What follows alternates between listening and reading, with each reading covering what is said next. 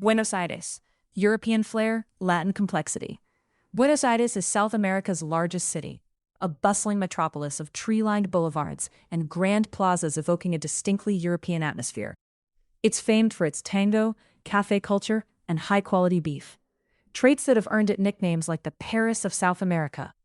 The city delivers world-class food, wine, tango, and café life at a fraction of what a similar lifestyle would cost in Europe or North America. But behind the charms lurk real challenges. Argentina's chronically high inflation and complex currency controls affect everything from rent to daily budgets. In this guide, we dive into the data on housing costs in key barrios, Palermo, Recoleta, Colegiales, how to budget amid volatile exchange rates, the latest visa pathways, including a city-backed nomad program and national digital nomad visa, the quality of private healthcare, tax rolls for residents, and the practical sides of daily life, safety, transit, coworking, culture. We'll also highlight some dealbreakers, like onerous currency controls, leases quoted in USD, and unpredictable bureaucracy, and briefly compare BA with alternatives like Montevideo and Santiago. Cost of living and housing in Buenos Aires. Buenos Aires remains exceptionally affordable for foreign currency earners, but locals and pesos-paid expats feel the squeeze from inflation. Rents vary dramatically by neighborhood and property. In trendy Palermo, a studio apartment, monoambiente, might run on average ARS 650,000 to 710,000 month, 800 to 900 USD at the official rate, and a one-bedroom ARS 840,000. In upscale Recoleta, similar studios average ARS 780,000 and two beds ARS 1,050,000. By contrast, semi-residential Colegiales can be cheaper. Studios ARS 540,000 and two beds ARS 700,000. For context, a $1,000 USD rent would often work out to $1,400 after including building fees and utilities. These ARS figures climb each month. Argentina's inflation has exceeded 100 to 200% in recent years. Budget guides suggest a comfortable single-person lifestyle runs roughly $1,000 to $1,800 a month in Buenos Aires. Far below European capitals, but far above what local pesos earners manage. Families and expats should budget extra to stay ahead of inflation. For example, a modest two-bedroom around 50 to 60 meters squared in these neighborhoods today likely costs on the order of USD 400 to 700 at market exchange monthly. But lease figures are usually quoted in pesos or even in USD by landlords, creating uncertainty. Exchange rate swings matter enormously. Argentina maintains multiple exchange rates, an official rate for some transactions and a higher blue MEP rate for informal cash exchanges. Under recent reforms, credit cards now usually convert charges closer to the more favorable MEP financial rate, so tourists and nomads often benefit automatically on everyday spending. Cash can still be exchanged at informal cuevas for a better rate, but the huge 2022-23 gaps, 80 to 100% or more, have narrowed. In practice, expats say use a no-fee U.S. credit debit card or fintech card for most purchases. Expect to pay more in peso prices than official estimates. Always budget in both AR dollars and USD terms. In sum, BA offers value for those earning euros or dollars, but local prices adjust so that gains from currency arbitrage are not as outsized as a few years ago. Budget tip: because landlords often quote rent in USD, a prudent expat might calculate budgets in dollars and then convert it to today's market rate, not the official rate. For example, consider ARS 840,000 rent. At an official 800 ARS US dollars, that's $1,050. At a blue rate, 2,000 ARS US dollars, it'd be $420. In reality, you may pay somewhere in between. To be safe, work out budgets in USD with a buffer. Neighborhood budgets: Palermo, Recoleta, Colegiales. Palermo, the largest barrio known for parks, cafes, plazas. There are subdistricts like Palermo, Soho, Hollywood. In fresh market data, April 2026, a studio is approximately ARS 650 to 710K. One bedroom ARS 840K, all per month. A furnished loft or two-bed can reach ARS 1.2 to 1.5 million, especially in Palermo, Soho. Monthly local utilities, electricity, gas, water, internet, might add $60 to $100. Buenos Aires expats notes that expenses, building fees, typically add 30 to 50% to the base rent, so be sure to include that. Recoleta, a leafy historic area with grand architecture and luxury shops. Rents are among the highest outside Puerto Madero. For April 2026, average studio ARS 780K and 2-bed ARS 1050K. A nicer 2 to 3 bedroom apartment in Recoleta, often with balcony, runs from ARS 1.4 million upward. This reflects high demand from wealthy locals and diplomats. Note, Recoleta's expenses and utilities are also relatively high, so budget $1,500 plus total, all in, for a modest 2-bed. Colegiales, a quieter, more residential barrio just north of Palermo. Historically an emerging middle-class area, popular with young families. Rents are lower here. April 2026 figures, studio ARS 540K, 2-bed ARS 700K. Even a 3-bed is under ARS 920K on average. It's not cheap by local standards, but Colegiales is often singled out as Palermo light, with better value. If budget is tight, this or neighboring Belgrano Villa Crespo might stretch your dollar further. Mid-2026 price context. At an official rate of roughly 800 ARS USD, ARS 700K, approximately $875. However, many expat-run budgets implicitly use the parallel market, on which $1 often buys 1,800 to 2,000 ARS. If planning in dollars, expect the cost in USD to fall somewhere between official and parallel rates, but always double-check the current spread when finalizing any deal. Inflation and exchange volatility. Preparing a budget for BA must factor in inflation and currency risk. Argentina suffered more than 100% annual inflation rates in recent years, and the peso devalues constantly. The rapid inflation means a peso budget written today could be off by 20 to 30% or more in a year. Put another way, many expats budget in US dollars to hedge this risk.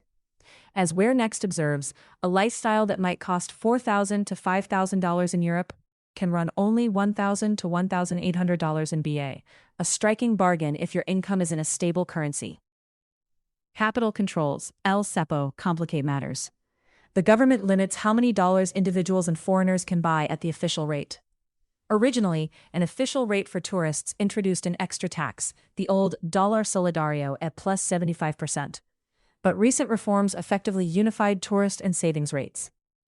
On top of that, authorities have imposed quotas, for example capping authorized monthly purchases at a few $100s per person, and even instituted 90-day blocks that force residents to wait 3 months before switching between official and financial dollar markets.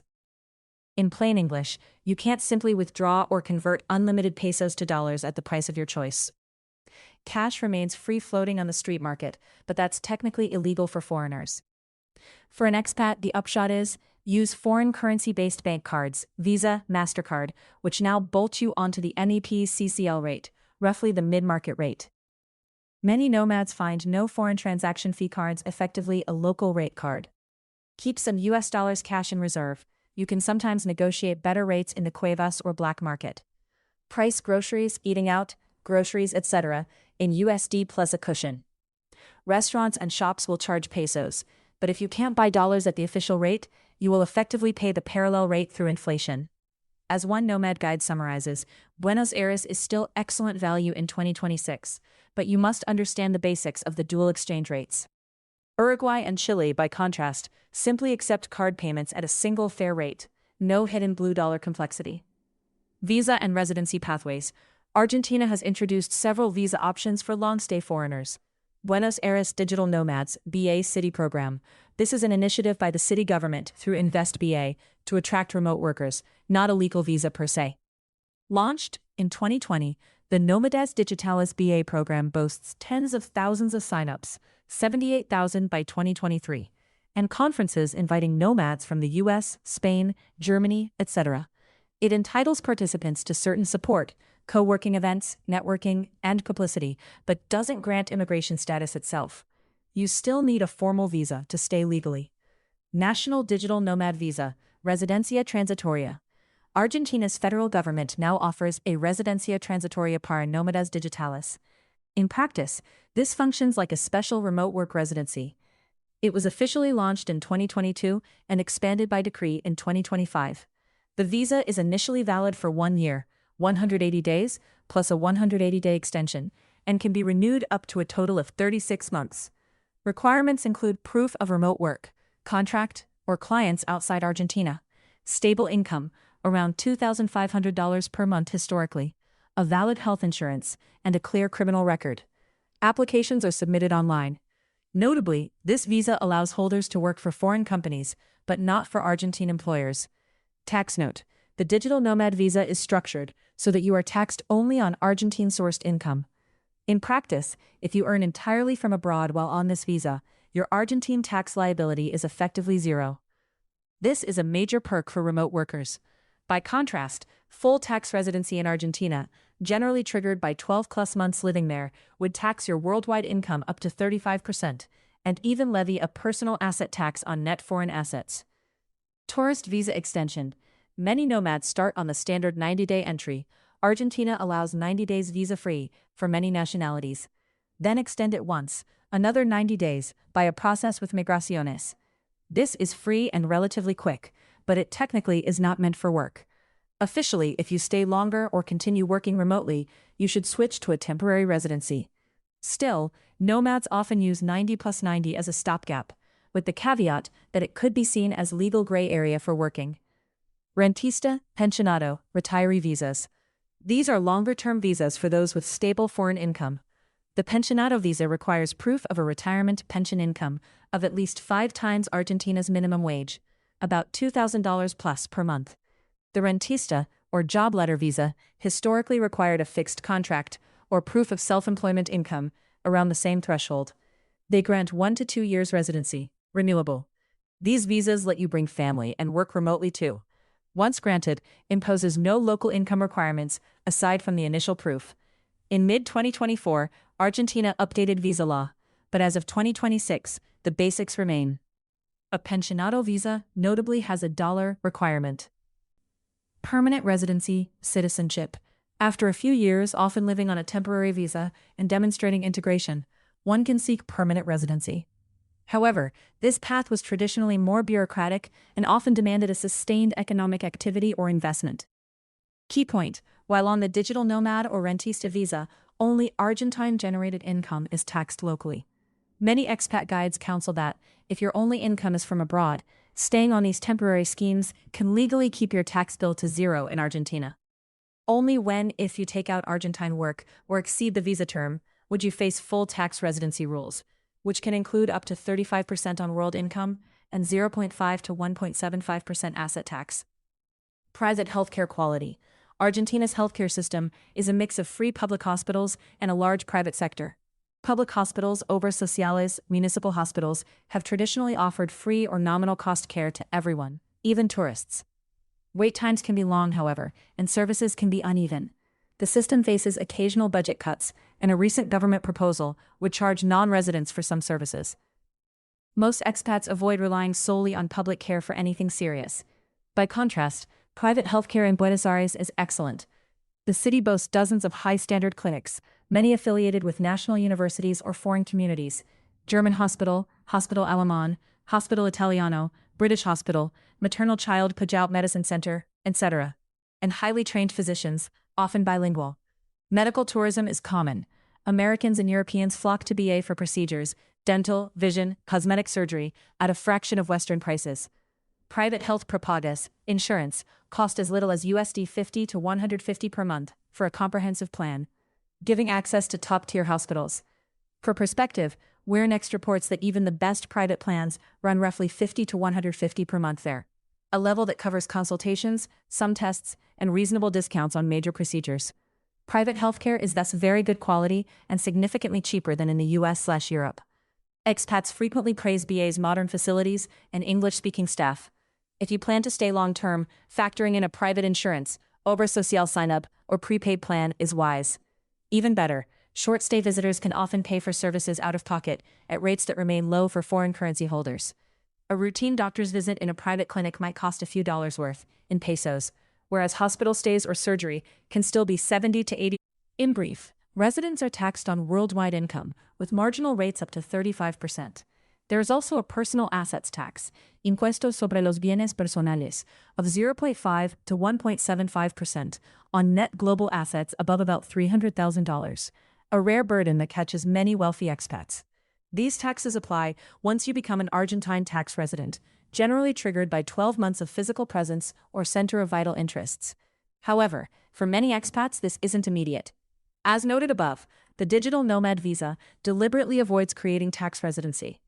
Official guidance and expat lawyers point out that if you are on that visa and earn only from abroad, your tax obligation to Argentina is effectively zero. Likewise, short tourist visitors pay no Argentine income tax, since tourist visas don't require local employment. Only if you switch to permanent residency, start a local job, or explicitly transfer capital here, do you fall under full tax rules. One more twist. Argentina imposes a 21% VAT on most goods and services, hidden in prices. But certain bills, rent on principal residence, schools, some utilities, are exempt. There is no capital gains tax on most consumer assets, but financial positive yields, stocks, bonds, can face 15%. Expats often aren't deeply impacted beyond the big global tax issues above. One caution: if you invest or buy property, ask a local advisor. Taxes on property, inheritance, or foreign currency transactions can have special rules. Takeaway: the big tax story is resident tax on world income. Many digital nomads happily avoid this by staying non-resident under the nomad visa or short stay schemes, but plan carefully. If you do choose full residency, be aware of the progressive 35% rates and asset taxes. Safety, transit, and daily life. Buenos Aires is generally safe by Latin American standards, certainly more so than capitals like Rio or Bogotá. The city's homicide rate is low, around 5 per 100,000 inhabitants, comparable to many European cities. In fact, a recent analysis notes Buenos Aires often ranks as the safest major city in the Americas. Global Peace Index rank 47 worldwide, 1 in South America. The U.S. State Department currently gives Argentina a Level 1 advisory. Exercise normal precautions, same as Canada or Japan. But petty crime is common. Pickpocketing, bag snatching, often by teenagers or motorbike thieves called motochorros, and fraudulent street scams happen frequently. Expats recommend caution. Don't flash phones or wallets in public, especially at transit hubs or in crowded areas. Stick to main streets at night, and avoid known no-go zones, like beyond the Caminito in La Boca. Notably, the safest neighborhoods are in the north, Palermo, Recoleta, Belgrano, where police presence is high. The south can be sketchier after dark. Doors in office buildings often remain unlocked with 24/7 reception. Taxi apps are widely used, and many residents carry anti-theft bags. Overall, violent crime against foreigners is rare, and most risks are non-violent theft. Vigilance and simple precautions, daylight taxis, Uber, not leaving valuables in sight, keep most visitors trouble-free. Transportation. Buenos Aires has a complex but functional transit system. Its collectivo buses have nearly 150 routes covering the city. Fares are low, around ARS 100 with a SUBE card. In 2026, many buses now accept contactless card, Visa, MasterCard, tap payment, though most locals still use the rechargeable SUBE card. The SUBDE, underground metro, has 6 lines linking key barrios. Coverage is decent, but lines can be crowded at rush hour. It's generally safe during the day, especially lines D, C, H through north neighborhoods. But some stations near Retiro, Constitucion, or in the south advise caution after dark. Commuter trains stretch far into the suburbs, again, mostly safe if you're in carriage with others and use them in daylight. Taxis and rideshares. Uber and Cabify operate legally and are recommended for convenience and safety, especially at night. They typically cost a few dollars for short rides. Licensing issues mean you should avoid hailing random street taxis, even if yellow. Some have rigged meters. If you do use one, insist on the official price book or use radio taxis. In practice, many expats never ride non-app cabs. For a quick rule, use Uber Cabify by default, SUBE buses SUBDE by day. Avoid late-night commuting except via trusted rides. Coworking and community. Buenos Aires has a vibrant digital nomad scene. There are dozens of coworking spaces, especially in Palermo and Microcentro. Notable examples: Area Tres Palermo offers fixed desks and tech networking for roughly $120 a month. Coffice, Villa Crespo, is a hybrid cafe coworking for about $60 a month. And Belena Cowork in Chacarita, $75 a month, features creative events and an outdoor patio. WeWork and similar international chains also have locations, starting $150 a month.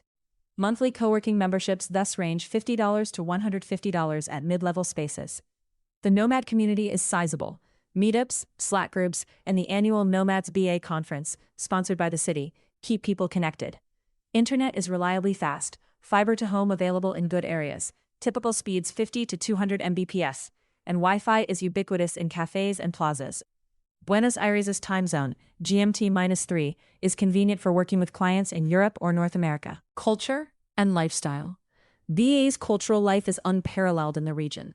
Dozens of theaters, the iconic Teatro Colón Opera House, the Sofovich chain of cinemas, free cultural centers, host live performances nightly. Tango music and dance can be sampled in milongas across the city. The cafe bar culture is ingrained. Expect locals lingering over cortanos at any coffee shop until late.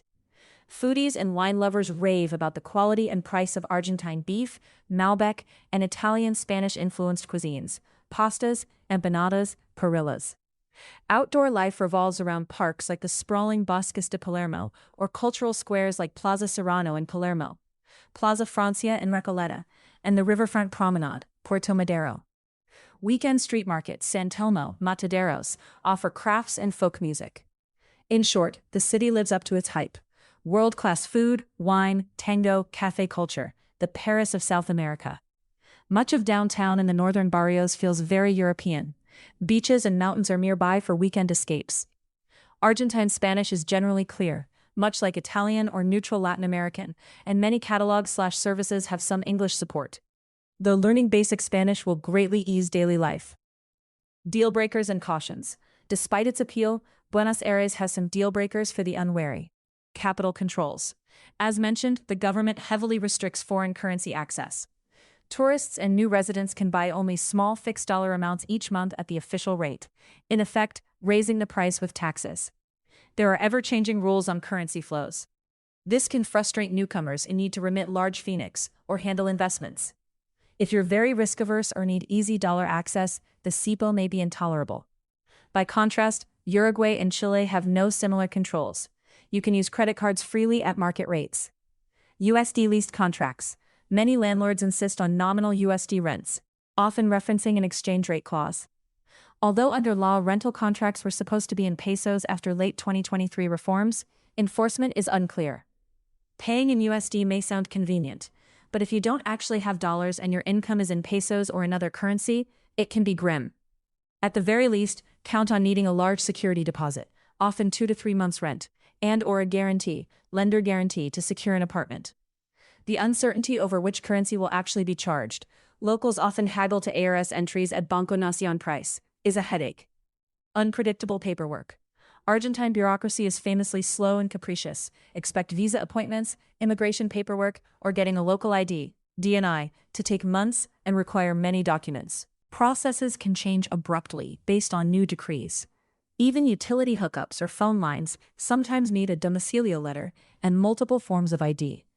An oft-cited warning. Obtaining a simple identification card can involve months of appointments, photocopies, and waiting. If you plan to stay long-term, allocate extra time and possibly a fixer or lawyer for all legal registrations. Anything from opening a bank account to importing goods can involve red tape. By comparison, Uruguay and Chile may still have bureaucracy, but their processes have fewer currency, legal cross-currents. Inflation shock. Annual inflation can jump your bills significantly within a year. Tenants often must renegotiate rents yearly. Salaries and pensions lose purchasing power rapidly. If your income fluctuates or is not indexed, your budget could be blindsided. Expats should be vigilant about adjusting budgets every few months, especially as government policies on subsidies and import tariffs change frequently. Utility quality. While electrical and water systems are generally reliable, occasional power outages can occur, mostly in summer peak. Internet and cable TV are good in the city, but service outages or slower speeds may happen if lines are congested. Keep backup power banks or a small UPS for essentials, and a bottled water supply if needed. Montevideo and Santiago. Other options for perspective. Compare BA with 2 nearby capitals, Montevideo, Uruguay, and Santiago, Chile, that many expats consider. Safety and stability. Montevideo is consistently ranked safer than BA, with friendly police and very low violent crime.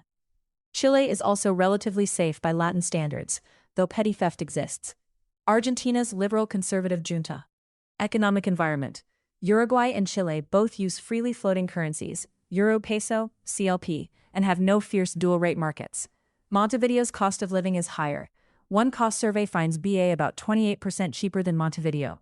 Another source shows a typical monthly BA budget, about $1,412 versus $1,632 in Montevideo. In practice, small goods, groceries, transport are often pricier in Uruguay. Santiago's cost can be similar to or slightly below BA for some items, but housing is expensive in USD terms. One-bedroom rents in Santiago city center often exceed those in BA once converted. Note, these comparisons use general averages. Personal spending patterns vary. Visas. Both Uruguay and Chile have responded to the nomad trend. Uruguay launched a digital nomad residency permit in 2023, a 6-month renewable visa for remote workers. Chile introduced a remote work visa in late 2023, pending final rules, offering up to 1 to 2 years for foreign contract workers with no official income minimum. However, neither country's visa policies involve exchange rate quirks like Argentina's. Healthcare. Private healthcare quality is excellent in both. Chile's top clinics and Uruguay's are comparable to Argentina's, but costs are higher, closer to U.S. prices. Many expats in Uruguay or Chile still opt for private plans or pay high fees, whereas in BA foreign currency can stretch further on medical services. Culture and community.